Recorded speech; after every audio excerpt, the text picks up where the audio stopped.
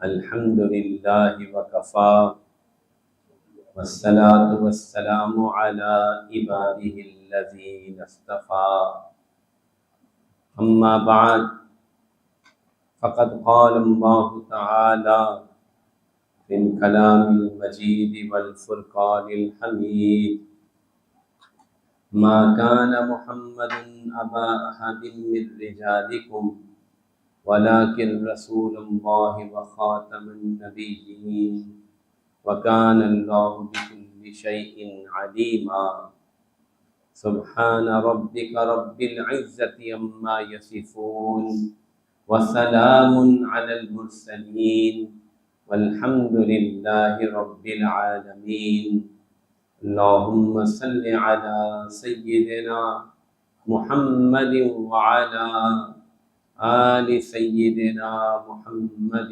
وبارک وسلم اللہم صل علی سیدنا محمد وعلی آل سیدنا محمد وبارک وسلم۔ اللہ جل جلالہ نے ہر زمانے کے اندر ایسے لوگوں کو پیدا فرمایا جو اس دین کی تجدید کرتے ہیں اور اس دین کی حفاظت کرتے ہیں، اور غلو کرنے والے، گمراہی کی طرف پھیلانے والے اور لوگوں کو دین حق سے موڑنے والوں سے لوگوں کو خبردار کرتے ہیں، ان کا مقابلہ کرتے ہیں اور ان کی جھوٹی باتیں اور جھوٹی فراڈ سے لوگوں کو آگاہ کرتے ہیں۔ یہ اللہ تعالیٰ کی سنت ہے۔ اللہ جل جلالہ نے اپنے پیارے اور محبوب بندوں کو اس کام پہ لگا رکھا ہے کہ وہ دین کی حفاظت کے لیے کمر بستہ رہے۔ چنانچہ رسول اللہ صلی اللہ علیہ وسلم جو دین لے کر آئے اس کی بنیادیں کتاب و سنت ہیں۔ کتاب اللہ کی حفاظت کا وعدہ اللہ جل جلالہ نے فرمایا۔ چاچے قرآن مجید میں ارشاد ہے اِنَّا نَحْنُ نَزَّلْنَا الذِّكْرَ وَإِنَّا لَهُ لَحَافِظُونَ، ہم نے ہی اسی کتاب کو نازل کیا اور ہم ہی اس کی حفاظت کریں گے۔ چنانچہ کتاب اللہ شریف کا ایک ایک لفظ محفوظ ہے، ایک ایک حرف محفوظ ہے، جبکہ اس سے پہلے جو کتابیں آئیں تورات، انجیل وغیرہ، ان کے الفاظ اور معنی کچھ بھی محفوظ نہ رہ سکا۔ چنانچہ سورۃ بقرہ میں ارشاد فرمایا کہ خود اپنے ہاتھوں سے کتاب میں لکھتے ہیں وَيَقُولُونَ هُوَ مِنْ عِنْدِ اللَّهِ وَمَا هُوَ مِنْ عِنْدِ اللَّهِ، کہ کتاب کے اندر خود تحریف کرتے ہیں، الفاظ بڑھاتے ہیں، کمی کرتے ہیں اور کہتے ہیں کہ اللہ کی طرف سے ہے، حالانکہ وہ اللہ کی طرف سے نہیں ہوتا۔ تو یہ ایک عظیم ترین انتظام ہوا۔ اللہ تعالیٰ نے کتاب اللہ شریف کی حفاظت کا انتظام فرما لیا۔ سینکڑوں نہیں، ہزاروں نہیں، لاکھوں نہیں، کروڑوں حافظ اس امت میں ہوئے جنہوں نے اس قرآن کی حفاظت کا کام کیا۔ دوسری چیز سنت رسول ہے۔ سنت رسول صلی اللہ علیہ وسلم کے لیے اللہ تعالیٰ نے لاکھوں لوگوں کو کھڑا کیا جنہوں نے صحیح حدیث کو پہچاننے کے لیے، صحیح حدیث کو محفوظ کرنے کے لیے اتنی محنت کی، اس قدر زندگی میں اپنی انہوں نے جان لگائی، مشقت کی کہ بندہ حیران ہوتا ہے۔ ایک ایک آدمی نے لاکھوں لاکھوں حدیثیں یاد کی۔ یہ کہنا تو آسان ہے، لیکن حقیقت میں اگر آپ غور کریں کہ ایک آدمی کو 4 لاکھ، 5 لاکھ، 7 لاکھ چیزیں یاد ہوں، آپ تصور کریں۔ ایسے ہو سکتا ہے؟ ایسے کہاں ہوتا ہے؟ دنیا میں کون بندہ ہے جس کو 7 لاکھ چیزیں یاد؟ یہ بہت بڑا فگر ہے۔ امام بخاری، امام مسلم، ان کو 4 لاکھ حدیثیں یاد تھی۔ یہ لاکھ کا لفظ کہنا تو آسان ہے، لیکن آپ غور تو کرو۔ میں نے کئی دفعہ مثال دی ہے کہ یہاں بچے امتحان دینے آتے ہیں آرٹس اکیڈمی میں، ان کو 10 سبزیوں کے نام لکھ دو، ان کو دوبارہ سنا دے، وہ 10 سبزیوں کے نام نہیں سنا سکتا. کیوں قاری صاحب؟ ہوتا نا ایسے، 10 سبزیوں کے نام تو یاد نہیں ہوتے اس بچے کو. اور اللہ کی قسم امام بخاری رحمہ اللہ کو ایسے پانی کی طرح حدیثیں اور لاکھوں یاد. تو اللہ جل جلالہ نے نظام بنایا، نہ کتاب تھی، نہ پریس، نہ پرنٹنگ، نہ کمپیوٹر، کچھ بھی نہیں، نہ کیمرہ، نہ موبائل، نہ امیج، نہ جے پی جی. اب تو ہمیں اس چیزیں محفوظ کر اللہ جل جلالہ نے دماغوں کے اندر ایسی چیزیں فٹ کر دیں کہ جو سنا، جو ایک دفعہ سنا وہ اندر نقش ہو گئے. تو لاکھوں لاکھوں یاد تھی، اور اس کے اندر سے اللہ تعالیٰ کے پیارے حبیب کی سنتوں کی حفاظت کے لیے انہوں نے، امام بخاری نے 7,500 حدیثوں کا مجموعہ تیار کیا، امام مسلم نے 8,000 حدیثوں کا مجموعہ تیار کیا. تو اتنی محنت ہوئی اس کتاب اللہ کی حفاظت اور سنت رسول اللہ صلی اللہ علیہ وسلم کی حفاظت کے لیے، اتنی محنت ہوئی، اتنے لوگوں نے زندگیاں کھپا دی.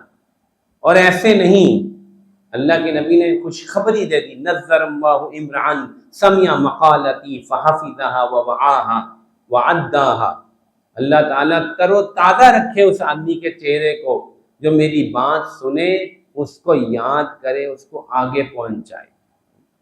چنانچہ لوگوں نے پوری زندگیاں اس کام کے لیے لگا دی، کیونکہ یہ عام آدمی کی بات نہیں، یہ رسول اللہ صلی اللہ علیہ وسلم کی بات ہے. اللہ کی قسم دنیا میں کوئی آدمی نہیں جس کی باتوں کی اتنی وقت ہو، اتنی قیمت ہو، ایک ایک لفظ کو سنبھالنے کی اتنی کوشش کی جائے.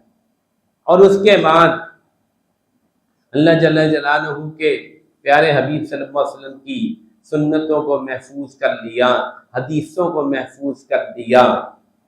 اب ایسے گروہ اٹھنے لگے، ایسے فرقے اٹھنے لگے، ایسے گمراہی کے لیڈر اٹھنے لگے جنہوں نے انہی قرآن و حدیث کی جو آیات ہیں اور سنت اور حدیثیں ہیں اس سے ایسے مطلب تیار کرنے شروع کیے کہ سارے دین کا نقشہ بدلنا شروع کر دیا. قرآن کی آیت وہی، حدیث بھی بخاری لے لو، مسلم کی لے لو، لیکن اس کو ایسا توڑا مڑوڑا انہوں نے کہ دین جو رسول اللہ صلی اللہ علیہ وسلم کے اوپر آیا تھا اس کی تو شکل ہی بدل جاتی. چنانچہ اللہ جل جلالہ نے اپنے پیارے حبیب حضرت محمد صلی اللہ علیہ وسلم کی امت میں ایسے لوگوں کو کھڑا کر دیا جنہوں نے کمر کس لی کہ قرآن و حدیث کی غلط بات اور غلط تشریح کو چلنے نہیں دیں. کوئی زمانہ ایسا نہیں میرے دوستو جو ایسے گمراہوں سے خالی نہ ہو. ہم سمجھتے ہیں شاید اس زمانے میں بس ہو رہا ہے، ایسی بات نہیں ہے. ہر زمانے میں ایسے گمراہی کے لیڈر پیدا ہوئے، انہوں نے قرآن مجید کی آیات کو یوں بدلنا چاہا، احادیث کے غلط مطلب نکالنے کی کوشش کرنی چاہی.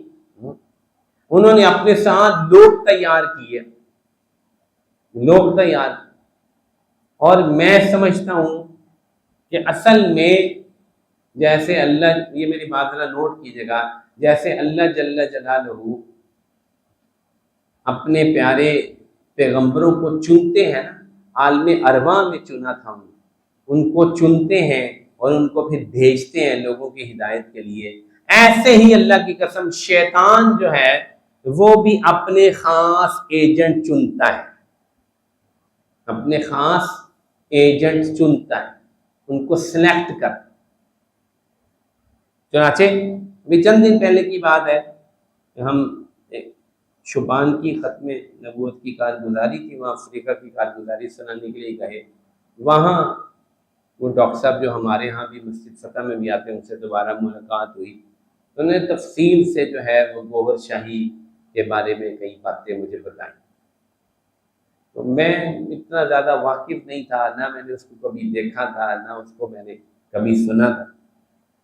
تو اس کے بارے میں نے تھوڑی سی ریسرچ شروع کی، کہاں پیدا ہوا، کیا کیا، تو پتہ چلا کہ سندھ میں پیدا ہوا، سندھ میں پیدا ہوا، اور بالکل نہ سکول گیا نہ مدرسے گیا، اور پھر کراچی چلا گیا اور وہاں لوہار بن گیا، لوہار بن کے ویلڈنگ وغیرہ کرتا تھا۔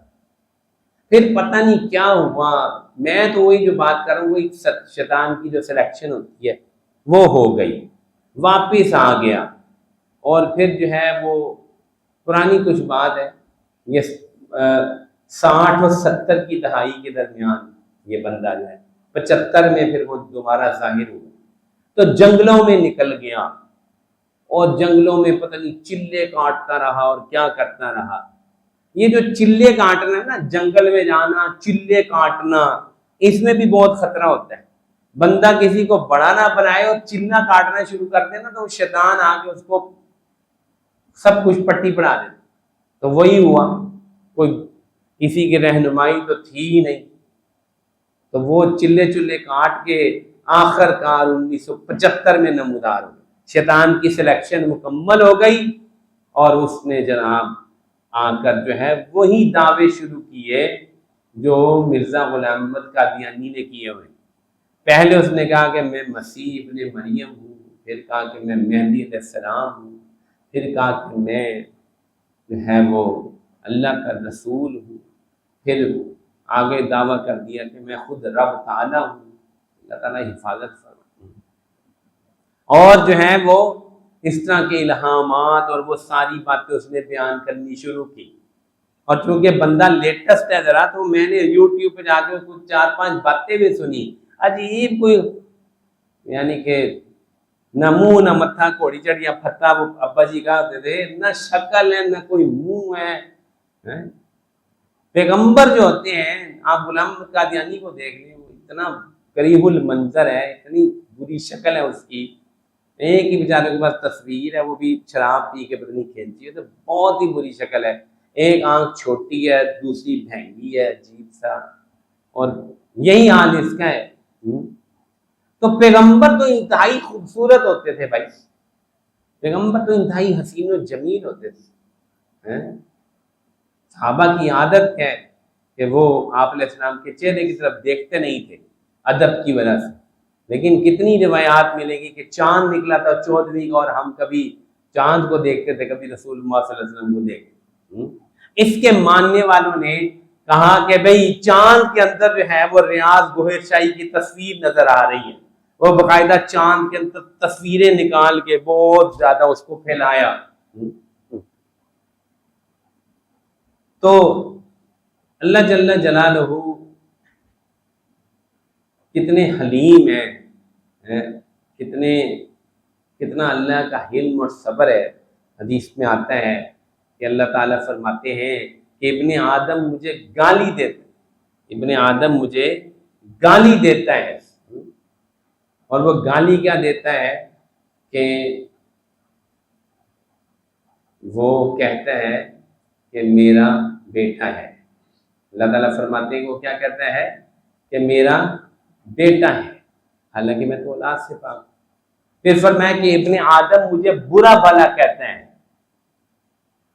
اور وہ کیسے کہتا ہے کہ وہ زمانے کو گالیاں دیتا ہے، حالانکہ میں خود ہی تو زمانہ ہوں، میں تو زمانے کو پھیرتا ہوں۔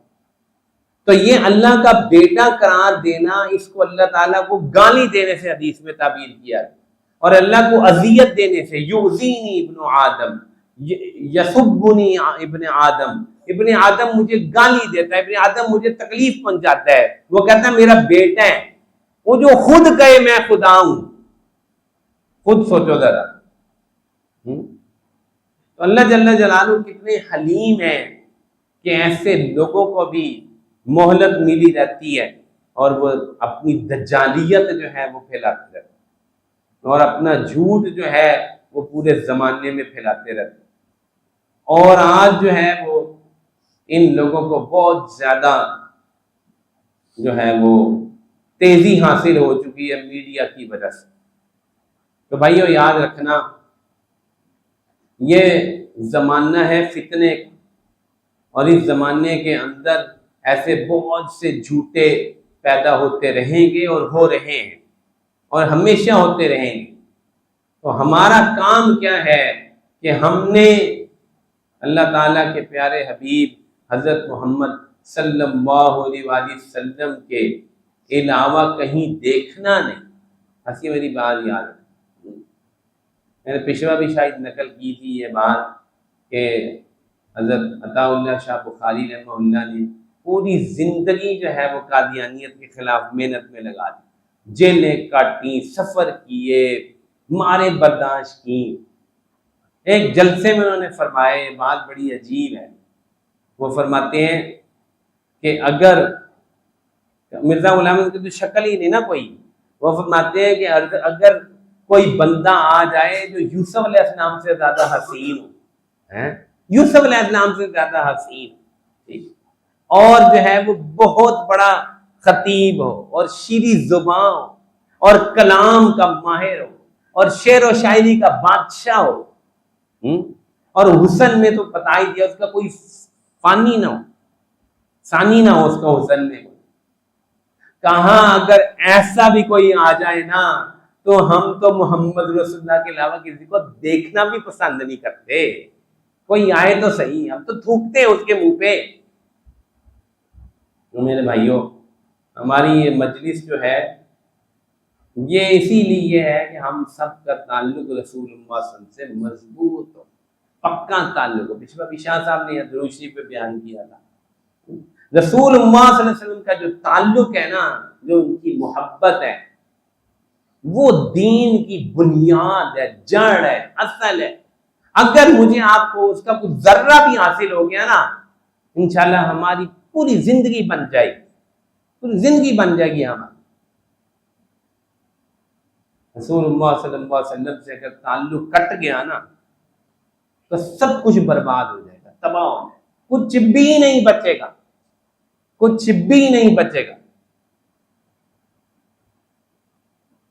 قادیانی یہ شبہ دیتے ہیں، پہلے بھی بیان کیا تھا، کہ وہ نوجوانوں کو ملتے ہیں اور کہتے ہیں کہ یہ مسیح موعود ہے، یہ فلاں ہے، یہ اللہ کا نبی ہے، تو وہ کہتا ہے نہیں میں تو نہیں مانتا۔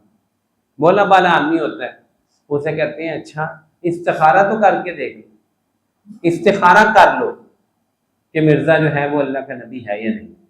جو یہ سوچے بھی نا اسی وقت کافر ہو جاتا ہے، جو یہ سوچ بھی لے کہ میں استخارہ کر لیتا ہوں، جو ہی وہ استخارہ کرنے کی حامی بھرتا ہے کافر، تو جو کہ اسی وقت ہو جاتا ہے، رات کو شیطان اس کو خواب میں آتا ہے، وہ مرزا دکھا دیتا ہے۔ بڑے لوگ اس طرح قادیانی ہوئے، ہاں، کیونکہ میں نے اور آپ نے تو سوچنا بھی نہیں، دیکھنا تو دور کی بات، ہم تو تصور بھی نہیں کر سکتے کہ ہم رسول اللہ صلی اللہ علیہ وسلم کے علاوہ کہیں اور دیکھیں۔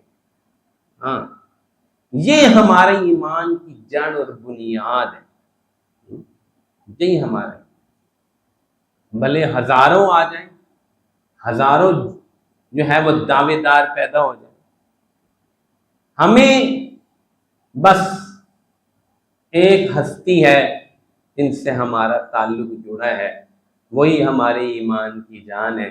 اِنَّا أَرْسَلْنَاكَ شَاهِدًا وَمُبَشِّرًا وَنَذِيرًا وَدَاعِيًا إِلَى اللَّهِ بِإِذْنِهِ وَسِرَاجًا مُنِيرًا۔ ہم نے آپ کو اے نبی شاہد بنایا، امت کے اعمال پہ گواہ بنایا، مبشر بنایا، خوشخبریاں دینے والا بنایا، نذیر بنایا، ڈرانے والا بنایا، وَدَاعِيًا إِلَى اللَّهِ بِإِذْنِهِ، ہم نے آپ کو اللہ کی طرف بلانے والا بنایا، اور ہم نے آپ کو سراج منیر بنایا۔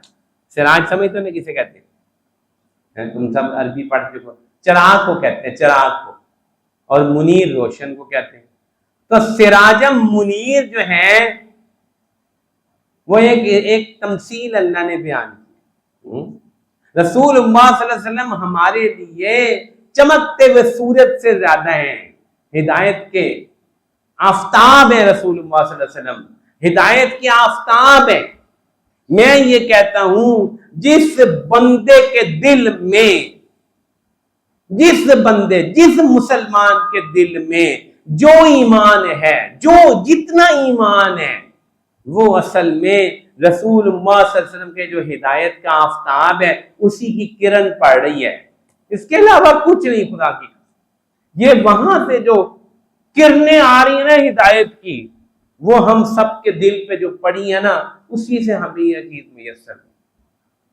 اگر یہ ہدایت کا آفتاب نہ ہوتا آج ہم سارے گمراہی کے اندھیروں میں ہوتے۔ یہ ان کی شان ہے، یہ ان کی شان۔ اور آج جمعے میں بھی میں نے طلبہ کو بیان کیا کہ ان کی شان اتنی ہے، ان کی شفقت ہم پر اتنی ہے، ان کی امت سے محبت اتنی زیادہ ہے کہ ہم اس کا تصور نہیں کر سکتے۔ ماں کی مثال دی تھی وہاں کہ ماں محبت کرتی ہے، ماں صدقے واری ہوتی ہے، لیکن ماں آخرت میں کوئی کام نہیں آئے گی، لیکن ان کو ہم سے اتنی محبت ہے کہ حدیث میں آتا ہے کہ وہ جائیں گے اور اللہ تعالیٰ کے عرش کے نیچے خاص مقام محمود پر سجدہ کریں گے اور لمبا سجدہ کریں گے، پتہ نہیں کتنے سال سجدہ کریں گے، کتنی اللہ کی تعریفیں کریں گے، کتنی زیادہ تعریفیں کریں گے تم سوچ بھی نہیں سکتے۔ ہم تو 5 منٹ سے زیادہ ہم سے سجدہ نہیں ہوتا، وہ اتنی تعریفیں کریں گے اللہ کی، برسوں اللہ کی تعریفیں کریں گے، پھر اللہ تعالیٰ فرمائیں گے یا محمد ارفع رأسک، اے محمد صلی اللہ علیہ وسلم سر اٹھائیے، سل تعطا، مانگیے آپ کو ہم دیں گے، اشفع تشفع، سفارش کیجئے ہم سفارش قبول کریں گے۔ وہ کہیں گے یا ربی امتی، یا ربی امتی، کہیں گے جاؤ، اللہ تعالیٰ کہیں گے جاؤ جہنم میں چلے جاؤ، جہنم سے جا کے نکال لو اپنے بندے۔ اللہ کی قسم کیا عجیب حدیث ہے، جہنم میں اتر جائیں گے وہ، اور اللہ تعالیٰ کہیں گے کہ اچھا میں حد لی حدن، میرے لیے ایک حد مقرر کی جائے گی کہ جس کے دل میں رائی کے دانے کے برابر ایمان ہوگا اس کو میں لے کے آؤں گا۔ وہ جائیں گے، پتہ نہیں جہنم میں کتنی بڑی جہنم ہے، غور تو کرو، کتنی زیادہ آگ ہوگی، اس میں جا کے وہ اپنی امت کے وہ بندے تلاش کر کے لائیں گے جن کے اندر رائی کے دانے کے برابر ایمان ہوگا، ان کو پکڑ پکڑ کے وہ نہر میں ڈالیں گے، پھر دوبارہ جائیں گے، پھر اتنا لمبا سجدہ کریں گے، پھر اتنی تعریفیں کریں گے اللہ کی شان بیان کریں گے، پتہ نہیں کتنے برس گزرے گے اللہ کی قسم، پھر کہا جائے گا یا محمد ارفع رأسک سل تعطا اشفع تشفع، سر اٹھائیے مانگیے کیا مانگتے ہیں، کہیں گے اللہ میری امت، کہیں گے اچھا چلو اب پھر چلے جاؤ، اب رائی کے دانے سے بھی جو کم ہے وہ نکال کے لے آؤ، پھر وہ جائیں گے۔ اب یہ والے جو ہیں وہ اس سے بھی نیچے ڈیپ ہوں گے، یہ میرا اپنا خیال ہے، ظاہری بات ہے اس سے بھی نیچے کہیں ہوں گے، یہ ان کو جا کے نکال کے لے کے آئیں گے رسول اللہ صلی اللہ علیہ وسلم، ان کو لے آئیں گے، ان کو لا کے پھر وہ نہر حیات میں پھینکیں گے، پھر تڑپ ہوگی کہ ابھی بھی کچھ ہے، پھر تیسری دفعہ جائیں گے، تیسری دفعہ اتنا ہی لمبا سجدہ، اتنی اللہ کی تعریفیں، اللہ تعالیٰ کی شان بیان کریں گے، کس لیے ہو رہا ہے؟ ہمارے تمہارے لیے۔ پھر اللہ تعالیٰ پتہ نہیں کتنے عرصے بعد کہیں گے یا محمد ارفع رأسک سل تعطا اشفع تشفع، پھر دوبارہ اجازت دی جائے گی کہ جس کے دل میں ادنا ادنا ادنا بالکل زائی کے دانے کے بھی ٹکڑے ٹکڑے ٹکڑے کا بھی ایمان ہے، جا اس کو بھی لیا، پھر چلے جائیں گے، پھر جا کر وہاں سے وہ بندے نکال کے، کیا عجیب شفقت ہے، کیا محبت ہے اللہ کی قسم۔ اب جو ہے ہم تو اس محبت کو، اس تعلق کو سمجھ ہی نہیں سکتے جو ان کو ہم سے ہے، ہم نے تو کبھی سمجھا ہی نہیں یار، ہمیں کیا پتا وہ کون ہے بھائیوں۔ لیکن ایک بات بس میں جو کہنا چاہتا ہوں کہ ہمارا ان سے جو تعلق ہے محمد الرسول اللہ، وہ ہمارے دل میں لکھا ہونا چاہیے۔ یہ تعلق وہ بنیاد ہے کہ قبر میں ہمیں ان کا چہرہ دکھایا جائے گا اور پوچھا جائے گا یہ کون ہے، ہم نے وہاں پہچاننا ہے، ہم نے وہاں پہچان. آج خیال کرو، آج سوچو اس بات کو، اس بات کا مراقبہ کرو کہ میں کیسے رسول اللہ صلی اللہ علیہ وسلم کو پہچانوں، کتنی مجھے ان سے محبت ہونی چاہیے، کیا مجھے تعلق چاہیے ان کا، کیا ان کی تعلیمات اور کیا ان کی سنتیں اور کیا ان کا طریقہ، ان کی ازواج، ان کے اہل بیت، کس کس چیز سے مجھے محبت چاہیے. اللہ کی قسم نجات صرف ان کو پہچاننے میں ہے، قبر میں. اب جو بندہ یہاں ہی نہ پہچانے انہیں وہاں کیا پہچانا، جو بندہ یہاں ہی ان کو فراموش کر دے اس نے وہاں کیا کرنا. یہاں تو ہوش چلتے ہیں، وہاں تو دل کی ہوش چلنی ہے. اس لیے بھائیو زندگی تھوڑی ہے رسول اللہ صلی اللہ علیہ وسلم کی محبت کے لیے، تھوڑی سی زندگی ہے، بہت ان کی محبت چاہیے، بہت ان کا تعلق چاہیے، پھر کام بنے گا، پھر کام بنے گا. اور یہ جتنے پتہ نہیں، اور تم تو جوان ہو، پتہ نہیں اور کتنے فتنے دیکھو گے اور کتنے جھوٹے کھڑے ہوں گے. انہ سیکون فی امتی 30 دجالون کذابون کلہم یزعم انہ نبی. اللہ تعالی نبی نے فرمایا کہ میری امت میں 30 ہوں گے، 30 جھوٹے دجال کذاب جو کہیں گے میں نبی ہوں. نہیں اور کتنے نکلنے ہیں، کیا کیا انہوں نے جو ہے فراڈ دکھانے. تو بھائیو ہم جو ہیں اس کام کا ارادہ کر لیں کہ رسول اللہ صلی اللہ علیہ وسلم سے لوگوں کو جوڑنا ہے، ان سے جوڑ، جو ان سے کٹ گئے ان کی بھی فکر کریں، ان کی بھی فکر کریں. ہماری کہ میں رسول اللہ صلی اللہ علیہ وسلم کی ناموس کی، ختم نبوت کی حفاظت کروں گا، میرا ارادہ ہے، میں کروں گا. یہ بہت اعلیٰ کام ہے، یہ بہت بڑی فکر ہے. اور رسول اللہ صلی اللہ علیہ وسلم کی سنتیں، ان پر میں عمل کروں گا، میں سیکھوں گا ان کو. کوئی سنت معمولی نہیں ہوتی، کوئی سنت معمولی نہیں ہوتی. مسئلہ یہ ہے کہ ہمیں قدر کوئی نہیں، ہم غفلت کی زندگی گزارتے. اللہ کی قسم کتنے بندے میں آپ کو کہتا ہوں جو بایاں پاؤں لیٹرین میں ڈالتے، بتاؤ قدر نہیں ہے نا سنت کی. دعا نہیں پڑھتے اللہم انی اعوذ بک من الخبث والخبائث، بسم اللہ الرحمن الرحیم نہیں پڑھتے، سر نہیں ڈھکتے، ٹوائلٹ جاتے رہو. کیوں؟ خیال ہی نہیں ہے، کم قدر نہیں ہے سنت. دایاں پاؤں نہیں پہلے جوتی میں پہنتے، بایاں پہن لیں گے، ٹھیک ہے، بائیں ہاتھ سے کھانا کھا لیں گے، بائیں ہاتھ سے پانی پی لیں گے. کیوں بھائی؟ یار سوچو تو صحیح ذرا. جیڑا امتی ہوئے وہ جو جس کو پیار ہے وہ کبھی زندگی میں ایک دفعہ بھی بائیں ہاتھ سے پانی پیے گا؟ مجھے بتا دو کسی صحابی سے یہ عمل ہو کہ انہوں نے کبھی بائیں ہاتھ سے پانی پیا ہو. یار سورج مغرب سے نکل سکتا ہے لیکن صحابی یہ نہیں کر سکتا. میں آپ کو بتا دوں، مجھے کامل یقین ہے اس بات، یہ نہیں کر سکتے صحابی، یہ نہیں کر سکتے. ایک سنت چھوڑ دے. وہ سلمان فارسی رضی اللہ عنہ مدائن کے گورنر بنا دیے گئے، حضرت عمر کا زمانہ ہے اور وہ اجمی اور فارسیوں کی دعوت ہو رہی ہے اور ایک لقمہ چھوٹ گیا. کسی نے کہا ابھی یہ بڑے بڑے لوگ بیٹھے ہیں، یہ لقمہ نہ اٹھا کے کھانا، بستی ہو جائے، میں اپنی زبان میں بستی ہو جائے گی تمہاری. نے کہا چھوڑو، ان احمقوں کی وجہ سے میں رسول اللہ کی سنت چھوڑ دوں؟ آپ نے سامنے کہا لقمہ گر جاؤ اٹھا کے صاف کر کے کھا لو. میں ان کی وجہ سے نبی کی سنت چھوڑ دوں؟ کوئی پرواہ نہیں ان کی.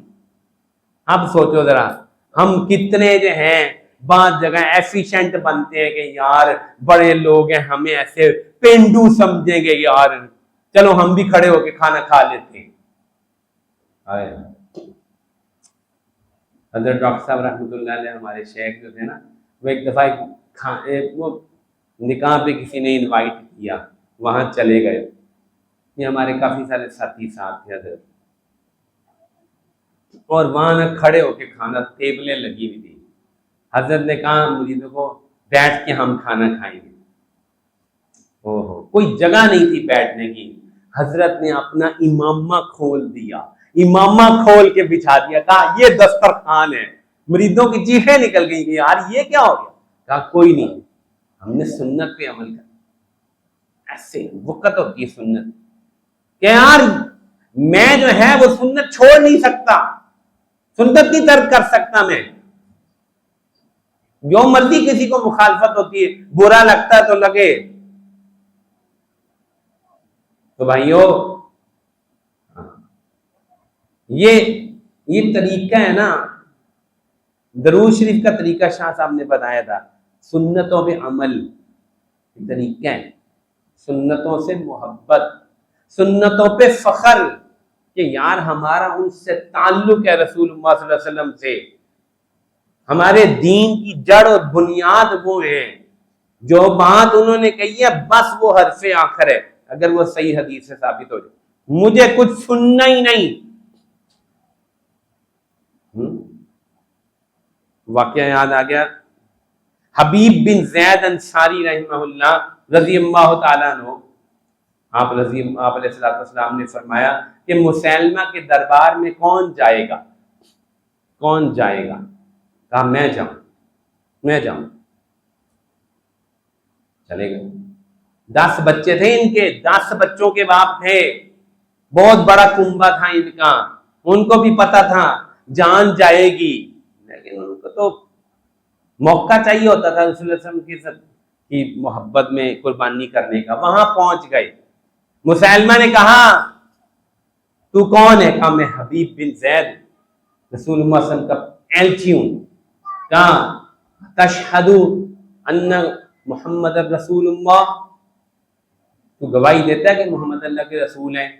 قال نعم, جی ہاں. کہا اتشہد انی رسول اللہ, تو گواہی دیتا ہے کہ میں اللہ کا رسول ہوں؟ آگے سے کہنا چاہیے تھا کہ لا, یہ کہنا چاہیے تھا نا کہ لا نہیں. انہوں نے پتا کیا کہا, انی لا اسمع, مجھے نہیں سنتی تیری بات. انی اسم, میں بہرا ہوں. اس کو وٹ چڑھ گیا بہت زیادہ. صحیح بات ہے, اس کا دربار تھا وہاں, پورے نجد میں اس کی حکومت تھی. اس نے جلاد کو کہا ایک ہاتھ کاٹ دو, تلوار کا ہاتھ مارا, پورا ہاتھ بازو اڑا دی. پھر اس نے کہا اتشہد ان محمد رسول اللہ؟ قال نعم. اتشہد انی رسول اللہ؟ قال لا اسمع انی اسم, میں نہیں سنتا, میں بہرا ہوں. اب تو اس کو اور بہت ظاہر بات ہے, دربار ہے اس کو, اور ایک بندہ اس کو بھلے دربار میں للکار رہے کہ میں سنتا ہی نہیں تیری بات. لا کہنا تو دور کی بات ہے. اس نے ایک اور ہاتھ کٹوا دیا. پھر بار بار سوال کرتا رہا, انہوں نے یہی جواب دیا, ٹکڑے ٹکڑے کر دیا اس نے اس بندے کو. لیکن کیا کوئی نظر ہی نہیں آتا تھا ان کو یار, کوئی سجھائی ہی نہیں دیتا تھا, کوئی سنتا ہی نہیں تھا ان کو. ایسے عاشق تھے. اللہ کچھ ذرہ ہمیں بھی نصیب فرمائے ان کی سنتیں, ان کی محبت. تو کبھی کبھی چلو دوستوں میں بیٹھتے ہو, مجلس میں بیٹھتے ہو, ان کی کبھی باتیں کیا کرو, ان کی محبت بیان کیا کرو. یہ ختم نبوت کی, سب کو میں کہتا ہوں جتنے میرے طالب علم ہیں, جو تمہیں بندہ میرے ختم نبوت کا مانا تو اس کو یاد کرا دیا کرو. کیا مطلب ہے ختم نبوت کا, کیا ہوتی ہے ختم نبوت؟ اور بہت سارے لوگوں کو پتہ ہی نہیں ہے ختم نبوت ہوتی ہے. یار تم ساروں کو یاد کراؤ, تم ساروں کو بتا دو, ٹھیک ہے. ہاں, وہ ہمارے دوست ہیں, وہ بتا رہا تھا کہ ایک قادیانی لڑکا مسلمان ہوا, تو ان کا پورا خاندان قادیانی تھا. تو اس کی کزن سسٹر جو ہے وہ جرمنی سے آئی ہوئی, جرمنی میں بہت زیادہ نہیں ہے. تو اس نے کیا کیا, جو کہ یہ آئی ٹی کا ماہر تھا, وہ بھی آئی ٹی کی لائن میں تھی, تو اس نے اس کو کہا کہ باجی آپ کو ایک چیز دکھانی ہے. کہا جی. تو اس نے مرزا غلام احمد قادیانی کا نا جو منہ تھا نا زوم کر کے صرف اس کی آنکھیں دکھا دی، کہا یہ آنکھیں دیکھنی کس کی ہیں؟ انہوں نے کہا یہ تو کوئی بہت ہی بدماش اور شرابی اور نشئی ہے، کوئی جس نے چنگی شراب پی ہوئی اس کی آنکھیں ہیں یہ۔ کہا سچی؟ صحیح؟ ہاں کہاں بالکل پتہ چل رہا ہے۔ اس نے فوراً زوم آؤٹ کی آگے سے، وہ تو اس کے تو ہوش اڑ گئے، وہ تو قادیانی تھی، اس کو برا بلا کہنا شروع کر دیا کہ یہ تم نے کیا کیا، مجھ سے گستاخی کرا دی فلاں یہ وہ۔ اس نے کہا میں نے کیا گستاخی کرائی، آپ نے خود تو ابھی تصویر دے کے خود ہی تو کہا ہے، میں تو آپ سے تصدیق بھی کی ہے، آپ نے خود ہی تو مجھے بتایا کہ یہ تو کسی شرابی اور نشئی کی آنکھیں ہیں۔ تو اس نے کہا کہ یہی حقیقت ہے۔ بہرحال وہ دل پہ چوٹ لگ گئی اس عورت کے نا، دل پہ چوٹ لگ گئی، اور بعد میں جو ہے ماشاءاللہ مسلمان ہو گئی۔ ہاں ایسے بھی ہوتا ہے یار، پیغام دینے کا یہ بھی طریقہ ہے۔ اب دیکھو نا کتنا اس نے ایک انفراد، ایک یونیک قسم کی ٹیکنیک سوچی اس کو لانے کے لیے، ایک تصویر دکھا کے آنکھیں زوم ان کر کے اس نے دکھا۔ تو بھائی رسول اللہ صلی اللہ علیہ وسلم کی جو تعلق ہے نا وہ ہمارے دین کی بنیاد ہے، رسول اللہ صلی اللہ علیہ وسلم کی جو محبت ہے وہ ہمارے ایمان کی جان ہے۔ اور پھر میں دوبارہ دہراتا ہوں، ہم سب کے دل میں جو ایمان ہے، ہم سب کے دل میں جو ایمان ہے، جتنا ایمان ہے وہ اصل میں آفتاب ہدایت کی جو کرنیں پڑ رہی ہیں نا، بس یہ اس کا نتیجہ ہے۔ اگر وہاں سے کٹ گئے نا بس پھر کچھ نہیں بچنے والا، کچھ بھی نہیں بچنے والا۔ تو اس لیے اللہ تعالیٰ سے ہم دعا کیا کریں کہ اے اللہ مجھے حبیب پاک صلی اللہ علیہ وسلم کی محبت نصیب فرما، اور ان کی ختم نبوت کے کام کے لیے قبول فرما، اور ان کی سنتوں کا مجھے عاشق بنا۔ اور جلدی کرو سارے جو ابھی تک نہیں گئے، جو ابھی تک نہیں گئے، جلدی کرو یار، جاؤ ادھر جا کے روزہ رسول پہ حاضری دو، اس سے بہت فائدہ ہوگا۔ کیوں نہیں جاتے؟ مانگو تو صحیح، پیسوں سے تھوڑی کوئی بندہ جاتا ہے، پیسوں سے نہیں جاتا بندہ، دل سے جاتا ہے، مانگنے سے جاتا ہے۔ مانگو تو صحیح کہ اللہ میں نے بھی جانا ہے مدینے، میرا بھی بندوبست فرما، اللہ خزانہ غیب سے انتظام فرما، ضرور اللہ تعالیٰ انتظام کریں گے آپ کے لیے جانے کا۔ ہاں، اور بہت سارے لوگ جو ہیں یقین مانے صرف اپنی دعا سے اور طلب سے پہنچے ہیں، کوئی اور ذریعہ نہیں ہوتا تھا ان کا۔ حج قریب آ رہا ہے، ایک واقعہ سنا کے اپنی بات ختم کرتا ہوں۔ پہلے بھی یہ واقعہ مجلس میں بیان کیا تھا، حضرت پیر ذوالفقار صاحب رحمۃ اللہ علیہ نے یہ واقعہ حضرت لاہوری رحمہ اللہ کے ملفوظات سے نقل کیا تھا محدود فقیر میں، کہ حضرت لاہوری فرمایا کرتے تھے کہ لاہور میں ایک گوالا تھا جو کہ جن پنجابی سے گجر کہندے نے، گجر ایک آسی مجھاں گاواں دا کم سی ہونا دا، اس کو بڑا شوق تھا کہ میں حج کر لوں، لیکن کوئی انتظام نہیں تھا، بہت اللہ کے سامنے روتا تھا، مانگتا تھا، بہت فریاد کرتا تھا۔ کسی نے اس سے کہا کہ تو انہیں حج کرنے کا اتنا شوق ہے تو سفینہ حجاج چلتا ہے، ایک بحری جہاز چلتا تھا کراچی سے جدہ کی بندرگاہ تک، اور کوئی جہاز وغیرہ ہوائی جہاز تو ہوتے نہیں تھے، تو انہوں نے کہا کہ ایک جہاز چلتا ہے بحری، اس پہ جا کے کوشش کر، اس پہ تیری کو ٹکٹ لگ جائے تو بس ٹھیک ہے۔ تو اس نے پیسے ویسے جمع کیے اور جو ہے وہ ریل میں سوار ہوا، کراچی پہنچ گیا، لاہور تک گجراں دا پتر کراچی پہنچ گیا، وہاں اس نے پتہ وتہ کیا، آخر کار جو ہے پتہ چل گیا کہ کہاں سے وہ بحری جہاز چلتا ہے۔ حج کے دن آئے، وہ 1.5 مہینہ پتہ نہیں 3 مہینے پہلے چلتا تھا، بہت لمبا سفر ہوتا تھا سمندر کا، بندے اس میں شہید بھی بہت زیادہ ہوتے تھے۔ یہ وہاں پہنچ گیا، پیسے ویسے تو تھے کوئی نہیں۔ جب حاجیوں کے دانے کے دن قریب آئے تو اس نے کوئی دوستی تو تھی کلیوں سے، ایک کلی کو کہا کہ یار تو کافی تھک گیا ہے، جہاز چلنے والا تھا، یار مجھے ذرا اپنی وردی دے دے، چل میں تیرا کچھ کام کر دیتا ہوں۔ اس نے کہا ٹھیک ہے، اس کو کیا چاہیے تھا، اس نے کلی کی وردی لے لی اور جناب اندر سامان ڈھونا شروع کر دیا۔ جب بالکل جہاز چلنے کا وقت آیا اندر چھپ گیا، اندر چھپ گیا، اب چیکنگ ویکنگ جو پہلے ہونی تھی وہ تو ہو چکی ہوئی تھی، اب یہ چھپا رہا، پھر اندر گھل مل گیا۔ اب جب جدہ جو ہے قریب آیا تو اب اس کو فکر ہوئی کہ وہاں اتریں گے تو دوبارہ چیکنگ ہوگی، میرے پاس تو ہے کچھ نہیں۔ تو حضرت فرماتے ہیں کہ بالکل جب ساحل قریب آ گیا تو اس نے نہ سمندر میں چھلانگ لگا دی جہاز سے، اور جو ہے تیرنا ترنا تو آتا نہیں تھا، کوئی ہاتھ وتھ پیر کے نا کس طرح ریت پہ پہنچ گیا۔ آگے جنگلہ لگا ہوا تھا بہت بڑا کہ کوئی بندہ ویسے غیر قانونی داخل نہ ہو، تو یہ آ گیا، ہوش میں آیا، جنگلے کے ساتھ چلنا شروع کیا، چلتا گیا بہت آگے جا کے کوٹھی آ گئی جہاں پہ جو ہے وہ یہ حجاج کا یہ جو افسر تھا اس کا گھر تھا۔